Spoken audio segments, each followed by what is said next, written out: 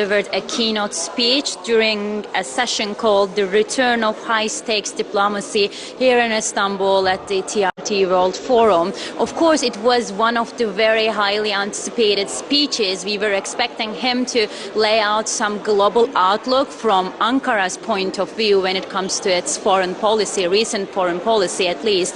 And the words that we heard multiple times from the foreign minister are diplomacy and dialogue. He is saying Ankara's foreign policy is evolving around facilitating dialogue and diplomacy regardless of the regions, regardless of the countries that Ankara is engaging with. Of course, there were two important topics that he touched upon. Let's start with Gaza. He talked about how the special Gaza meeting in New York, co-chaired by President Erdogan and President Trump, laid the groundwork for the Sharm el-Sheikh Gaza Declaration, that historic, remarkable declaration that was signed by 4 signatories, again, US, Turkey, Qatar, and Egypt, and how he says Ankara is acknowledging that ceasefire is fragile due to the intensifying and ongoing from time to time disruptive Israeli attacks. He still says that it offers us an opportunity to end the suffering,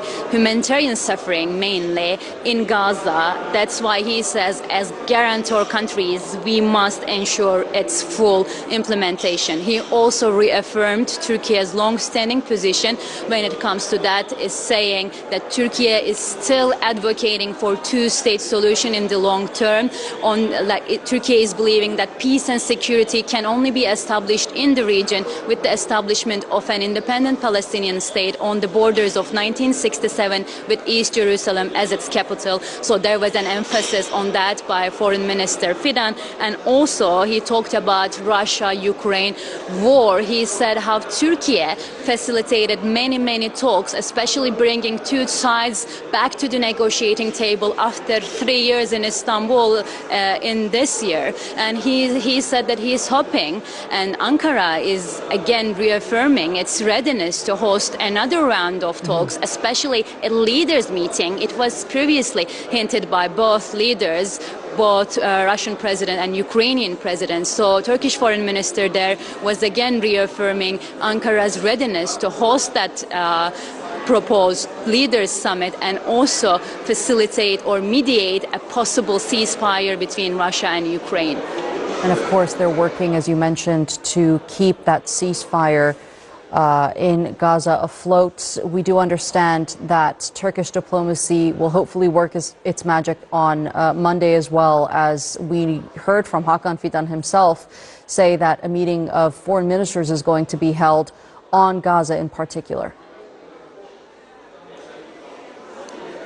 Exactly, and Turkey holds a very special, unique position when it comes to that. We heard from US President Trump how he wanted Turkish President Recep Tayyip Erdogan to engage with Hamas, to convince Hamas so that Hamas would be accepting the terms of the ceasefire. And US President accepted multiple times that Turkey was a game changer when it comes to establishing that dialogue with Hamas, making it stronger so that Hamas and Israel can be on board inking the ceasefire deal. So Turkey is aware of this position. During President Erdogan's Gulf tour, Foreign Minister Fidan was in Qatar meeting Hamas officials, engaging with them to discuss the fragile ceasefire and next steps to be taken. So that's why that meeting on Monday will be of crucial importance again regarding the implementation of the ceasefire and also the next steps to be taken, because Turkey says it once again